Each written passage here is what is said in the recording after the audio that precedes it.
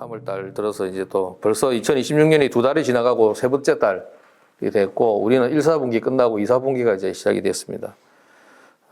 이제 봄 기운이 이제 막 몰려오는데, 우리의 믿음과 신앙의 열심에도 이제 봄이 되어서 기지개를 켜고 또 더 열심을 다하는 우리 성도님들 되시기를 주님의 이름으로 축복합니다. 오늘 제가 제목을 설정하는 데 있어서 굉장히 좀 고민을 많이 했습니다. 지난주에는 우리 이숙경 집사님 그 간증했고, 그 지난주에 했을 때 여호수아 5장 1절부터 하면서 기억납니까? 제목이 뭔지? 2주나 지나가지고 기대는 안 하는데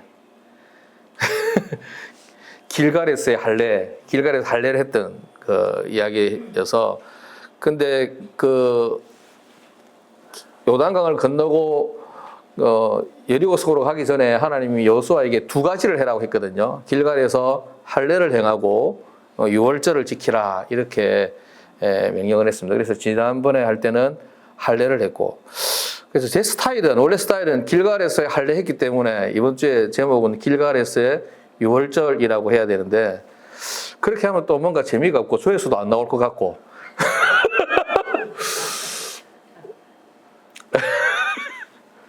아니, 길갈에서 할례 조회수 좀 나왔거든. 그러니까 또 사실 또 몇 회인지는 제가 설명 안 해줍니다. 여러분 직접 확인해야 되기 때문에. 그래서 고민을 하다가 내용 중에 영적 갓난아이 탈출이라고 하는 제목으로 함께 말씀을 나누겠습니다. 이스라엘은 지금 약속의 땅인 가나안을 향해 나아가고 있는 중입니다. 하나님의 능력과 기적으로 요단강을 어떻게 건넜습니까? 배 타고 건넜습니까? 다리 낚아 건넜습니까? 하나님께서 요단강을 갈라주셔서 마른 땅으로 건넜습니다.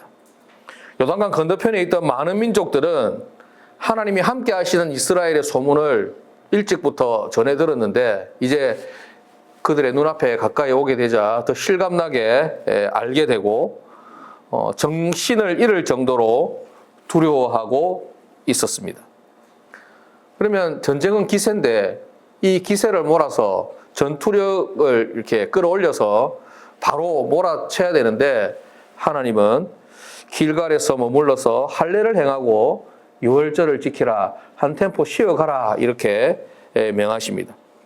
지난 시간에 우리 할례의 의미를 살펴보면서 우리에게 주시는 도전과 은혜를 나누었습니다. 할례가 뭡니까? 할례는 하나님의 약속의 백성으로서의 언약의 증표입니다. 똑같이 바꾸어 쓸 수는 없다 할지라도 비슷한 건 우리가 이제 신약 시대 때 세례를 받는 것과 비교할 수 있습니다. 나는 세례 받았다, 세례식도 하잖아요. 그죠? 교회에서 전체 성도들이 다 함께 있는데, 그러니까 목사님하고 세례 베푸는 사람하고 세례 받는 사람하고 둘만 하는 경우는 없거든요. 결혼식 같은 경우에도 요즘에는 스몰 웨딩도 하고 둘이서만 이렇게 하기도 하지만, 대부분 하객들을 불러서 결혼식을 하잖아요. 왜냐하면 증인이 필요하기 때문에 그렇습니다. 모든 증인들 앞에서 식을 올려서 본인 스스로도 자기 당사자들도 중요하지만, 이제 우리는 공식적으로 부부가 되었습니다, 이렇게 축하도 받고, 그렇게 이렇게 증인들을 세우기 위해서 그렇게 합니다. 그래서 할례가 그런 의미죠. 이제 하나님 앞에 내가 하나님의 자녀가 되었습니다라고 하는 언약 백성의 증표라고 할 수 있고, 그것이 신약 시대 때는 그냥 이제 세례로 이렇게 이야기할 수가 있습니다. 하나님 앞에서 믿음과 순종의 삶을 살겠다라고 하는 신앙 고백이지요. 근데 우리가 세례 오래전에 받았기 때문에 잘 기억도 안 나고, 어릴 때 유아 세례 받으신 분은 내 의지와 상관없이 부모가 알아서 받아버리고, 그렇죠. 물론 만 14세 이상이 되면 입교라고 해서 본인의 또 직접적으로 신앙을 고백하는 그런 기회가 있긴 하지만, 또 세월이 막 흐르다 보면 잘 몰라요. 그 감격도 잘 모르겠고 의미도 잘 모르겠고. 근데 우리가 좀 그런 경우에 좀 빠질 우려가 있습니다. 왜냐하면 세례식이 지금 없잖아요. 맞죠? 세례식이 필요하다는 거죠. 그래서 내가 세례받지 않더라도 딴 누군가가 세례를 받으면, 세례받을 때 다 이제 신앙 고백도 새롭게 하잖아요. 그때 나도 세례받을 때 저렇게 신앙 고백했었지. 내가 믿음의 자리에 설 때 하나님 앞에 선서하고 서약하고 그렇게 할 때 저런 마음이었지. 그걸 다시 한번 또 이렇게 재교육의 효과가 있는데 우리 세례 안 한 지 오래돼가지고 세례식 안 한 지 오래돼가지고 그게 없어서 좀 이렇게 마음이 좀 무겁고 답답합니다. 예, 바라옵기는 올해는 우리도 세례식을 베풀어서 그죠? 믿음의 새로운 새 가족이 생겨서 우리가 세례를 우리는 다 받아서 이제 뭐 안 받지만 다른 새로운 성도가 세례 받는 걸 보면서 나도 저렇게 헌신을 약속했지 서약을 했지 이런 것들이 또 우리 마음에 또 불같이 일어나게 되는 그런 복된 기회가 있기를 주님의 이름으로 축복합니다. 아멘. 그런 언약의 증표가 바로 할례였다는 것이죠. 하나님 앞에서 믿음과 순종의 삶을 살겠다는 신앙의 고백인 것입니다. 더군다나 전쟁 중에 이제 전쟁을 딱 해야 되는데 적군을 앞에 두고 행했던 이 할례는 모든 인간적인 전투 능력을 내려놓고 하나님만 의지하겠다는 믿음의 결단인 것입니다. 전쟁하고 싸워야 되는데 적군을 앞에 두고 할례를 행한다는 거 이제 할례하면 적어도 일주일, 열흘 이상을 움직이지 못하는데 그러면 그걸 뭐 적들이 알게 되면 어떻게 됩니까? 무방비 상태로 우리는 당할 수밖에 없는 것이죠. 질 수밖에 없는 것이죠. 그럼에도 불구하고 적군을 앞에 두고 할례를 했다는 것은 하나님이 우리를 지키시고 보호하시고 인도하실 것이라고 하는 확실한 믿음인 것입니다. 이제 할례를 행한 이스라엘은 할례만 한 것이 아니라 유월절도 지킵니다. 이 유월절은 언제 제일 처음 지켰냐면 이스라엘 백성들이 출애굽을 기념하면서 출애굽하기 전날 밤에 유월절을 지켰습니다. 그때는 의식이 아니었죠. 하나의 역사적 사건이었습니다. 지금 지나고 나서 보니까 그것이 뭐냐면 이제 계속 해마다 하다 보니까 그것이 의식이 되었고 그것이 하나의 관례가 된 것이지요. 처음 했던 유월절은 출애굽을 기념하는 민족 해방 기념 의식이었습니다. 3.1절하고 비슷한 것이죠. 우리나라 공교롭게도 그렇네요. 우리나라 이제 해방되었다 뭐 이런 것들 그런 것들에 대해서 이제 우리는 이제 해방된 걸 8일 85일 강복절인데 그때 해방을 위해서 이제 우리가 자주 독립을 위해서 외쳤던 것이 오늘이고 이스라엘 백성들은 이제 해방 기념일입니다. 해방 기념 의식. 그런데 보면 이 중요한 절기를 광야 40년 동안 거의 없었어요. 출애굽할 때 한 번 있고 그 다음에 시내산에서 모세가 율법을 받을 때 그때 한 번 하고 그 다음부터 그 40년 동안을 유월절을 지키지를 못했습니다. 그리고 그 후 이제 가나안 땅에 들어가면서 처음으로 유월절을 지키게 됩니다. 그런데 불행하게도 이스라엘 백성들이 가나안 땅에서 지낸 유월절은 이게 마지막이었습니다. 다시 유월절을 지키기까지는 이스라엘 왕 중에 요시야라고 하는 왕이 있는데 요시야 왕이 이 종교개혁을 일으키거든요. 그때까지 무려 600년 동안 유월절을 지키지 못하게 됩니다. 열왕기하 23장에 요시야 왕이 다시 유월절을 지키게 되면서 그 과매를 새롭게 하면서 설명하는 내용이 있습니다. 열왕기하 23장 21절부터 23절 말씀을 같이 보겠습니다. 주보에도 있고 찾으실 수 있는 분은 열왕기하 23장 21절부터 23절까지 같이 한번 읽어보도록 하겠습니다.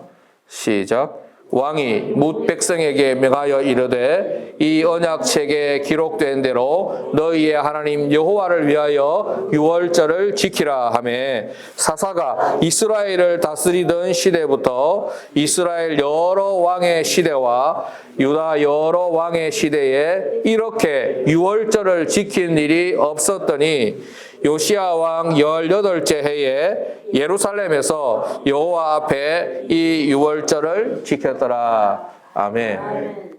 그러니까 이스라엘 백성들이 한마디로 말해서 하나님의 말씀에 순종하지 않았다는 것입니다. 그러니까 출애굽할 때 유월절을 지키면서 이제 너희들은 이제 급하게 먹고 이렇게 출발해라. 그렇게 하고 하나님께서 시내산에서 한번 지킴으로 해서 앞으로 계속 유월절을 지키라고 했는데 이 핑계 저 핑계 됐다는 거죠. 우리는 광야에 있지 않습니까? 아이고 먹고 살기도 힘든데 이 고단하고 피곤한데 이렇게 해서 40년 동안 지키지 않았던 것이죠. 이제 가나안 땅에 들어가면서 새롭게 할례를 하고 유월절을 지키면서 너희 신분이 무엇인지를 돌아보라는 거예요. 하나님의 자녀로서의 신분, 믿음의 사람으로서의 신분, 성도로서의 신분을 알고 그렇게 하나님 말씀에 순종하며 살아갈 것을 다시 한번 새롭게 하는데 그 이후에도 가나안 땅에 정착해서 새롭게 뭐 이렇게 직장 취직하고 사업 새로 시작하고 이사해서 짐 풀고 정리하고 이러다 보니까 600년의 세월이 흐른 것입니다. 하나님의 말씀을 지키면서 사는 것이 사실 이렇게 쉽지가 않습니다. 말씀보다 당장 자기 눈앞에 보이는 이익을 쫓아가는 것이 바로 우리들의 모습입니다. 이스라엘 백성들이 그러했습니다. 말씀대로 살아야 부끄럽지 않고 말씀대로 살아야 복을 받는다는 그 진리를 깨닫는 데까지 20년이 걸린 것이 아니라 수백 년의 세월이 흘러야 했던 것입니다. 성경을 통해 믿음의 선배들의 삶을 배운 우리들도 비슷하지요.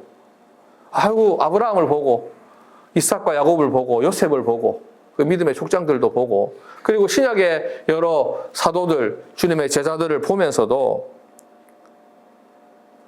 말씀대로 순종하는 삶이 우리의 살 길임을 배우고 알게 되었지만 그것을 스스로 깨닫고 스스로 내 삶에 적용해서 옮기기까지는 수많은 세월과 연단의 과정이 필요한 것이 사실입니다. 그래서 늘 걸려 넘어진다는 것이죠. 실수하고 실패하고 그러면 대가가 없냐? 대가가 있죠. 몸이 괴롭죠. 손발이 고생이잖아요. 머리가 나쁘면 손발이 고생이라고 했는데 믿음이 없으면 손발이 고생입니다. 믿음대로 살지 못하면 하나님이 그냥 그대로 두지 않아요. 왜 버린 자식이 아니기 때문에 항상 바른 길로 가도록 톡톡톡 치잖아요. 이렇게 그 길이 아니야 이 길이야. 그러면 그게 내 삶에는 그 손해로 다가오는데 그걸 자꾸 우리가 어떻게 생각하냐면 하나님께서 우리를 이렇게 인도하시는구나라고 여기지 않고 재수가 없어서 그렇다 생각하는 거죠. 아유 내가 흙수저라서 그렇다 이렇게 생각하는 거예요. 사실 그게 아닌 것이죠. 하나님 우리를 저주하고 막 이렇게 막 궁지로 몰아 넣는 게 아니고 바른 길을 가르치기 위해서 이렇게 목자가 양을 인도할 때 지팡이와 막대기로 톡톡톡 쳐서 이렇게 그 길이 아니야 이쪽으로 가야 돼 이렇게 하는 것을 우리는 그걸 잘 인식하지 못한다는 것입니다. 그래서 통계적으로 보니까 제 신은 제가 목회하면서 통계적으로 보니까 죽을 고비 한 3번 넘겨야 나는 죽을 고비 한 번도 안 넘겼으니까 한 3번까지 기회가 있네 이렇게 생각하면 안 되고 죽을 고비 한 3번 넘겨야 하나님의 말씀을 들을까 말까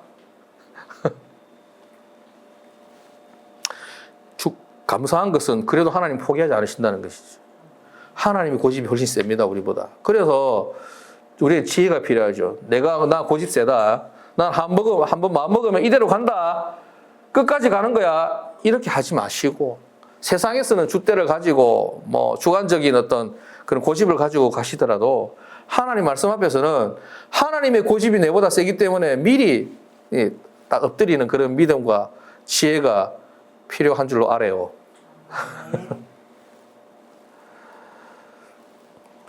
우리 사랑하는 등대열방교 성도님들은 한 분도 빠짐없이 이 말씀을 듣고 말씀을 알고 믿는 대로 순종하는 그 은혜 안에 거하시길 주님의 이름으로 축복합니다.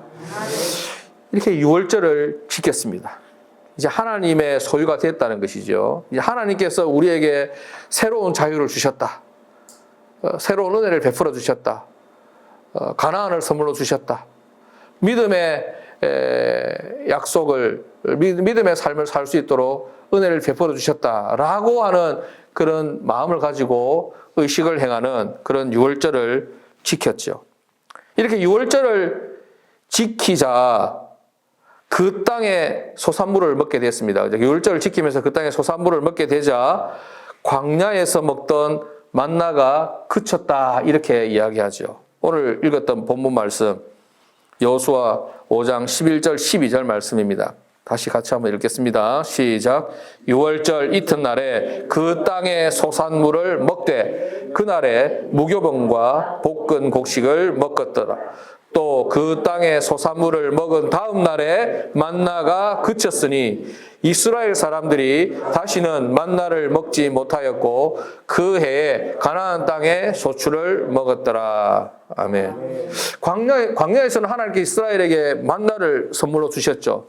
먹을 것이 없었으니까. 그런데 이제 만나가 그쳤는데 만나가 그친 계기가 뭐냐면 유월절을 지키고 나서 그 땅에서 나는 음식들을 먹고 나니 만나가 그쳤다라고 성경은 이야기합니다. 여러분들은 이 말씀을 읽을 때 어떤 생각이 듭니까? 야, 이스라엘 이제 좋은 시절 다 갔네. 이제 손해봤네, 이제. 만나는 아무것도 안 해도 아침에 나가면 만나가 있었는데 이제 만나 못 먹네. 이제 땀 흘리 일해야 되네. 좀 더 신앙적으로 안 좋아졌나? 퇴보했나? 불리한 여건이 되었나? 이렇게 생각이 되십니까? 아니지요. 자기 손으로 지은 것을 먹는 신앙이야말로 성숙한 신앙인 것입니다. 어린아이들이나 부모의 손으로 떠먹여주는 음식을 먹죠. 능력이 없으니, 힘이 없으니, 내가 벌 능력이 안 되니, 예. 내가 만들 재주가 없으니 부모가 주는 대로 먹잖아요. 장성한 사람은 자기 손으로 먹을 뿐만 아니라 오히려 수고하여 얻은 것으로 다른 사람을 먹이기도 합니다. 만나 신앙은 특별한 은혜였죠. 아무것도 할 수 없는 때 하나님의 능력으로 산다라고 하는 그 특별한 기회였습니다. 물론 자기 손으로 농사를 지어서 곡식을 거두는 것은 자기 능력은 아니죠. 하나님께서 햇빛과 비를 주시고 은혜를 베풀어 주셔야지 곡식을 거둘 수 있는, 이제 그 정도 신앙은 됐다는 것입니다. 이제 너희들이 농사 지어서 곡식 거둬서 이렇게 먹게 돼도 이것이 하나님의 은혜인 줄 아는 그 믿음의 진보가 있었다고 하나님 판단하신 것이죠. 그 정도 되기를 바란다는 것이죠. 자, 다시 눈빛을 보니까 저 혼자 가고 있는 거예요. 이제 같이 가야 됩니다. 학교에서 수업할 때 학생들이 못 따라가고 그냥 갑니다. 알아서 가입하든지 뭐 학원 다니든지 할 거니까 가는데, 여러분은 다른 데 가입받을 데 없잖아. 학원 안 다니잖아, 그죠? 아무데나 그 성경 공부만 가면 안 됩니다. 다 신천지니까. 광야에서는 하나님이 너희를 먹여 살리신다라는 그 증거로 만나를 주셨다는 거예요. 만나를 먹으면서 이거 하나님 우리를 살리신다. 하나님이 내 인생의 주인이 되신다. 하나님이 오늘도 우리를 인도하신다라는 것을 이스라엘이 깨닫게 됐다는 것입니다. 여기까지 왔습니까? 자, 이제 이스라엘은 광야 생활을 청산하고 가나안으로 들어갑니다. 유월절 했고 할례도 지켰고 유월절 했고, 그죠? 그래서 이제는 그 땅에 있는 소산물을 먹으니 하나님께서 보실 때 이스라엘 백성들의 믿음이 이만큼 자라기를 기대하신다는 거예요. 그리고 이만큼 믿음이 살아야 된다라고 생각하신 거예요. 만나를 안 주시는 겁니다. 이제 너희 손으로 열심히 수고해서 농사를 지어서 곡식을 먹어야 된다. 그러면 이게 내 능력이냐? 내가 잘했어. 이렇게 잘 됐네. 이렇게 생각하는 게 그 믿음이 아니고, 내가 땀 흘려 수고하고 죽도록 고생해서 월급 받고 연봉 얻고 매출 올리고 했지만 이것이 내 능력이 아니라 누구 능력이다? 하나님의 은혜다. 하나님의 능력이다라는 것을 고백하는 그런 믿음이 있기를 하나님이 원하신다는 것이죠. 여러분은 어디 있습니까, 지금? 만나의 자리에 있습니까? 아니면 곡식의 자리에 있습니까? 내 손으로 곡식 지은 거. 우리의 신앙도 날이 가고 해가 갈수록 성숙해야 할 줄로 믿습니다. 히브리서 5장 12절부터 14절에 이런 말씀이 있습니다. 제가 주부에도 해놨는데 제가 읽어드릴게요. 때가 오래 되었으므로 너희가 마땅히 선생이 되었을 터인데, 교회 생활 이만큼 했으면 선생해도 남았겠다 이 말입니다. 그런데 어떻게 됐단 말입니까? 너희가 다시 하나님의 말씀의 초보에 대하여 누구에게서 가르침을 받아야 할 처지이니 아직까지도 이해도 못하고 잘 못 알아듣는다 이 말입니다. 그러니까 단단한 음식은 못 먹고 젖이나 먹어야 할 자가 되었도다. 이는 젖을 먹는 자마다 어린아이니 의의 말씀을 경험하지 못한 자요, 단단한 음식은 장성한 자의 것이니 그들은 지각을 사용함으로 연단을 받아 선악을 분별하는 자들이니라. 아멘. 교회 생활 그렇게 오래 하고 신앙생활 그렇게 오래 했는데도 불구하고 뭐 성경 이야기하면 모르겠다 이렇게 하고 뭐 조금 내 삶에 고난이 있고 어려움이 있으면 아이고 하나님 없는갑다 그러고 교회 안 가란다 기분 나빴어. 누구 한 명 좀 이렇게 가시 같은 사람 있고 좀 미운 마음이 일어나면 아이고 저 인간 꼴보기 싫다 그러고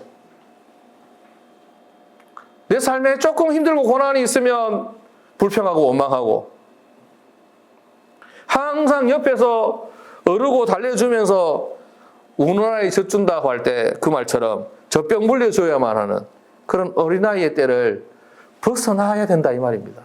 벗어나야 된다 이 말이지. 신앙의 연조로 봤을 때 우리 교회는 영적 어린아이가 아무도 없어야 됩니다. 그죠? 우리 이만큼 했잖아요.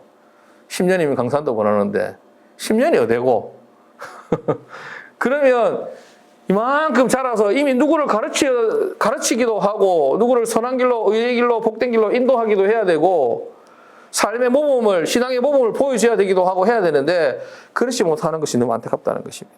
여러분들 그렇다는 말이 아니고 성경을 제가 이야기하는 겁니다.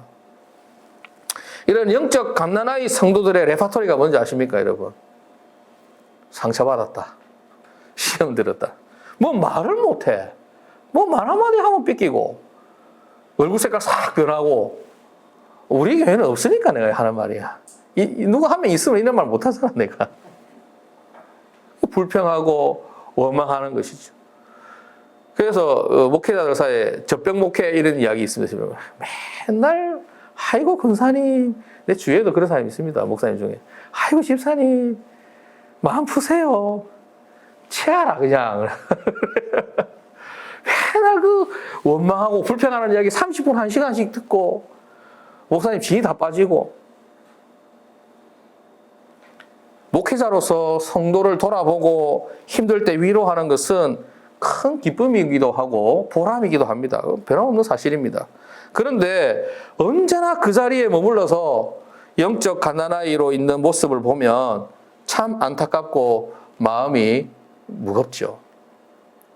예, 우리 주위에도 보면 어린애들 보면 우리 애들 키우다 보면 지하가림도 다 못하면서 간섭하지 말라고 내 인생 내가 산다 이런 거 보면 얼마나 답답해. 우리도 그랬잖아요 어릴 때. 나도 그랬거든. 이러려면 왜 내 낳노 막 이래 이야기하고 막 방문 콱 닫고 나가고 엄마 네가 내한테 해준 게 뭐가 있노 이야기하고 막 내 인생 내가 산다 이래 하지만 사실 객관적으로 보면 지 인생 지가 못 살아. 지 스스로 지하가림 잘 못해. 그렇지만 또 우리는 또 그렇게 하고 다 자랐고 그렇게 합니다. 영적으로도 보면 그게 비슷하단 말이죠. 거의.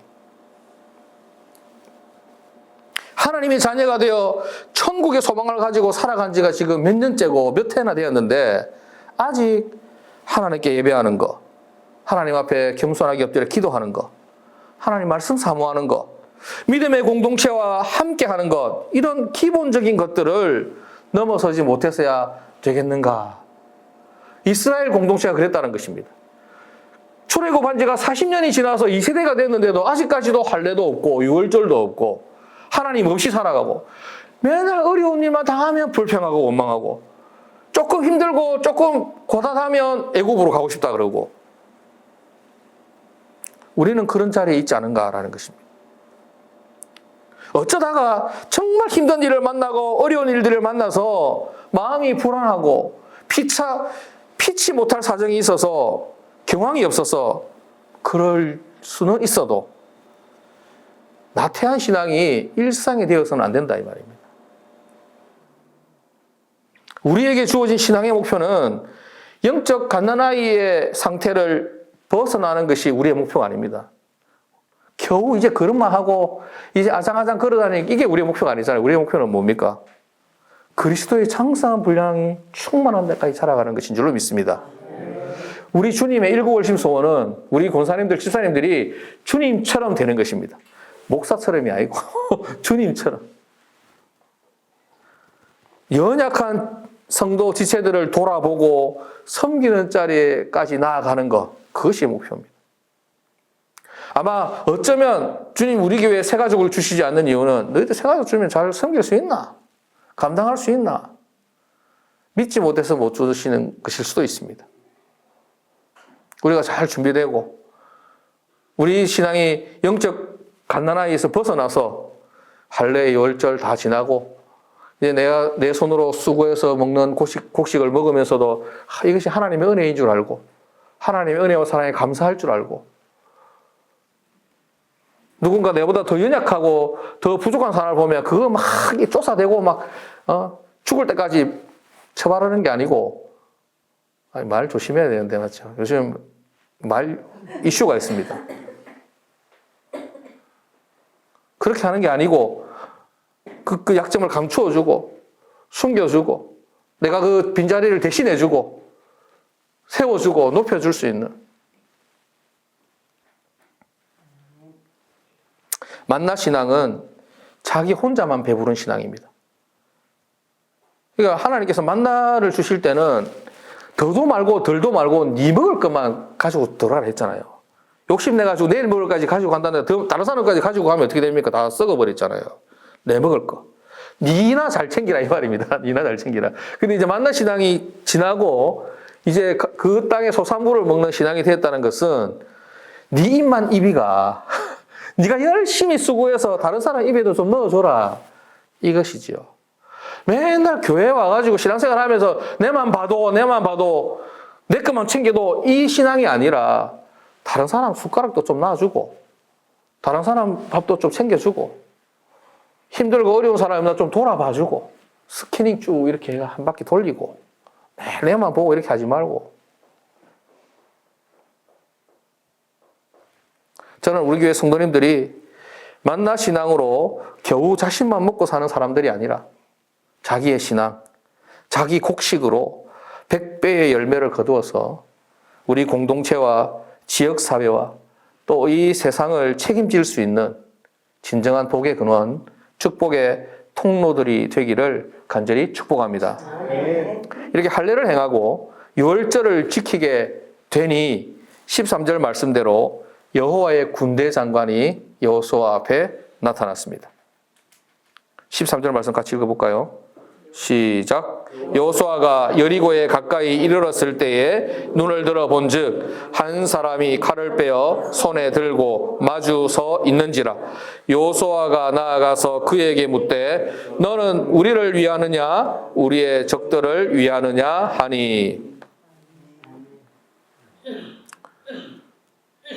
말씀에 순종함으로 자신을 거룩한 믿음의 사람, 성숙한 성도가 되고 나니 이제 거룩하신 하나님께서 우리와 함께 할 수 있게 된 것입니다. 이제 하나님께서 이스라엘과 함께 하기에 됐다라고 생각하신 것 같아요. 그때 군대 장관이 여호수아에게 나타났습니다. 여호수아는 한 번도 본 적 없는 어떤 존재가 나타나니 여리고니까 적군인가 우리 편인가 몰라서 이제 묻죠. 니는 적군이냐 우리 편이냐 누구 편이냐 이렇게 묻죠. 그러니까 군대 장관이 뭐라고 합니까? 나는 여호와의 군대 장관이다. 내 앞에서 신을 벗으라 이렇게 이야기를 합니다. 여러분 신을 벗으라라고 말한 대목이 또 어디에 있습니까? 여기에 있는데 그 앞에 성경 앞에 출애굽기에 있죠. 출애굽기에 하나님 여 가시떨기에서 모세가 이렇게 양을 치고 있을 때 가시떨기에 불이 붙었는데 탈지는 않고 막 불만 계속 하니까 모세가 신기해서 가니까 그 소리가 나와서 뭐라고 합니까? 여기는 거룩한 곳이니 신을 벗어라 이렇게 이야기하죠. 군대 장관이 또 여호수아에게 신을 벗으라고 이야기합니다. 신을 벗는다는 것은 신을 벗은 자신이 먼지와 같은 존재임을 신분상으로는 노예와 같은 존재임을 인정하는 행위입니다. 요즘에 우리는 신발 벗으면 안 되지만 예전에 고대 근동에서는 주인은 신발을 신고 다녔고 노예는 신발을 벗었습니다. 신발을 벗는다는 것은 내 마음대로 아무데나 이리저리 옮겨 다닐 수 없다는 것입니다. 신발을 신는 사람들은 다 주인이에요. 신분이 높은 사람, 자기가 의지하고 원하는 대로 갈 수 있는 사람들입니다. 여러분들은 신발을 신은 사람입니까? 벗은 사람입니까? 여러분 신발 벗은 사람입니다. 하나님 앞에서. 하나님 앞에 신발 벗은 맨발의 사나이들, 맨발의 사모님들 아닙니까? 주님이 가라고 하면 가고 서라고 하면 서고 그런 그런 자리에 있는 사람들이잖아요. 그러니까 여호수아가 14절에 보니까 군대 장관에게 뭐라고 하냐면 본인 인정하죠. 나는 하나님의 군대 장관이라고 하니까 나의 주여 종에게 무슨 말씀을 하시려나이까. 바로 자기의 종이라고 인정을 합니다. 하나님의 종이죠.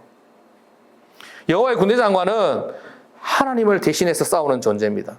그러므로 이 싸움의 사령관은 이제 여호수아가 아니라 하나님의 군대 장관, 하나님이라는 것입니다. 그리고 그것을 증명하듯이 여리고성 함락 작전을 짜고 명령하는 분은 바로 하나님이신 것입니다. 너희는 아무 소리도 내지 말고 다만 여리고성을 돌기만 하라 라고 하는 그 위대한 전략은 총사령관 되시는 하나님의 작전 계획이었던 것입니다. 여호수아가 그렇게 작전을 짠 게 아니란 말이죠. 야, 여호수아가 이스라엘 12지파를 모아놓고 우리 여리고성을 함락하는데 야, 이번에 내가 곰곰이 생각해 보니까 이번에는 그냥 아무 말 하지 말고 여리고성 돌기만 하자. 이렇게 작전을 세운 게 아니었단 말이지. 여호수아는 아무런 계획이 없었습니다. 전쟁 짜다리 잘 하지도 못하고 하나님께서 그렇게 작전 명령을 하달하신 것입니다. 사랑하는 여러분, 가나안 전쟁을 이끌어가는 분이 하나님이시듯 우리의 인생에 당한 문제들과 함께 싸우시는 분도 다름 아닌 예수님이신 줄로 믿으시기를 바랍니다. 우리 인생살이가 힘든 이유가 뭐냐면 우리 삶의 주인이 마치 나인 것처럼 살아가기 때문에 그렇습니다. 내가 모든 내 삶의 계획을 짜고 작전을 짜고 그렇게 살아가야 되겠다라고 생각하기 때문에 힘든 것이죠. 우리 여호수아를 하면서 공부하면서 우리가 깨닫게 되는 것은 여호수아가 어디를 보고 있느냐를 우리도 봐야 됩니다. 여호수아가 하나님을 바라보고 하나님께서 군대 장관이 되시고 하나님께서 총사령관이 돼서 작전을 주시는 대로 하면 백전백승이었습니다. 그런데 늘 이기는데 습관이 돼가지고 지가 잘한 줄 알고 하나님을 바라보지 않고 내 생각대로 할 때는 여지없이 패배했던 것을 볼 수 있습니다. 우리가 우리를 책임지려고 해서는 안 됩니다. 내가 내 인생을 내가 결정해서는 안 된다는 말이죠. 하나님께서 내 인생을 좌지우지하시고 하나님께서 내 인생에 대한 계획을 세우시고 이끌어 가실 수 있도록 열어줄 수 있는 그런 믿음의 용기가 있기를 주님 이름으로 축복합니다. 어떻게 표현하냐면 이걸 우리 눈이 열려 하나님의 군대를 볼 수 있어야 됩니다. 성경 한번 찾아보겠습니다. 열왕기하 6장 13절입니다. 열왕기하 6장 13절.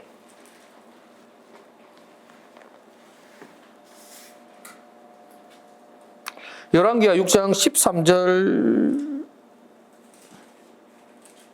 17절까지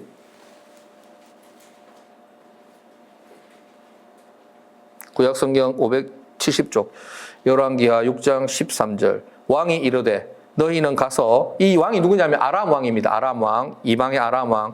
왕이 이르되 너희는 가서 엘리사가 어디 있나 보라. 내가 사람을 보내어 그를 잡으리라. 왕에게 아뢰어 이르되 보라 그가 도단에 있도다 하나이다. 그러니까 엘리사가 도단에 있다 이 말이죠. 왕이 이에 말과 병거와 많은 군사를 보내매 그들이 밤에 가서 그 성읍을 에워쌌더라. 하나님의 사람의 사환이 일찍이 일어나서 나가보니 군사와 말과 병거가 성읍을 에워쌌는지라. 그의 사환이 엘리사에게 말하되 내 주여 우리가 어찌하리이까 하니 대답하되 두려워하지 말라.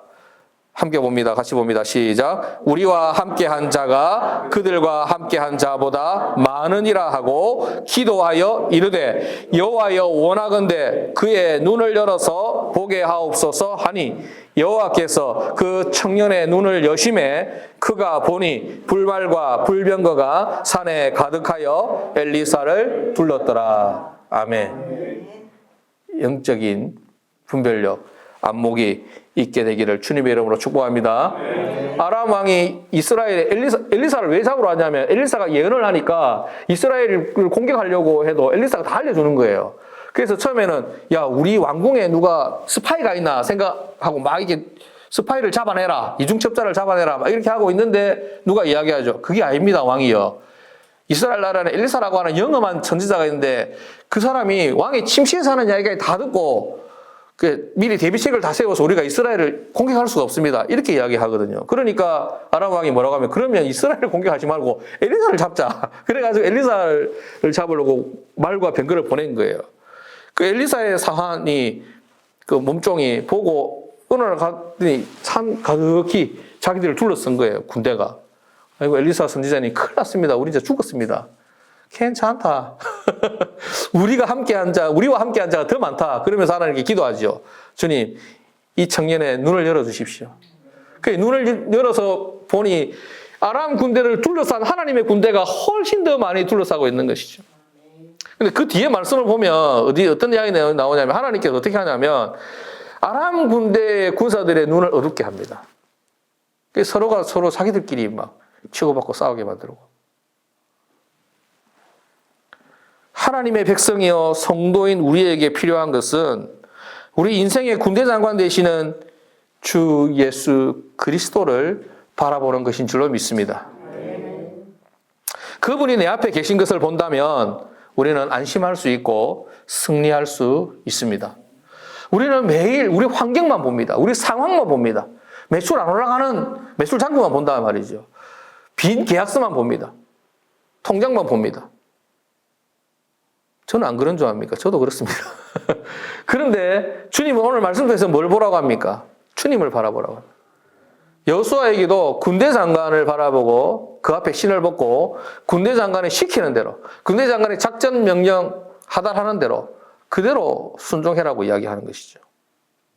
여호수아가 하나님의 말씀에 순종하여 이스라엘도 여호수아를 통해서 하나님의 말씀에 순종하여 할례를 행하고 유월절을 지키니까 여호와의 군대 장관이 찾아왔고 그가 진정한 이스라엘의 군대요 전투력이고 승리의 원인이 되어 주셨습니다. 여호수아와 이스라엘처럼 저와 여러분들이 해야 할 할례, 믿음의 고백과 결단, 여러분들이 지켜야 할 유월절 또 어떤 것입니까? 여러분들이 하나님 앞에 순종해야 할 제목은 무엇들입니까? 겸손하게 순종의 자리에 서서 주님을 우리 인생의 주인으로 맞아들이시기 바랍니다. 그러면 우리의 영안이 열려서 우리 앞에 주님이 보일 것입니다. 우리 뒤에 강력한 힘이 되시는 여호와의 불말과 불병거가 보일 것입니다. 우리 앞에 서 계시는 주님이 보이면 우리는 승리하게 될 것입니다. 우리 모두 이 땅의 고단한 삶 가운데 이 짜릿한 승리를 맛보며 살아갈 수 있기를 주님의 이름으로 축복합니다. 기도하겠습니다. 하나님 아버지,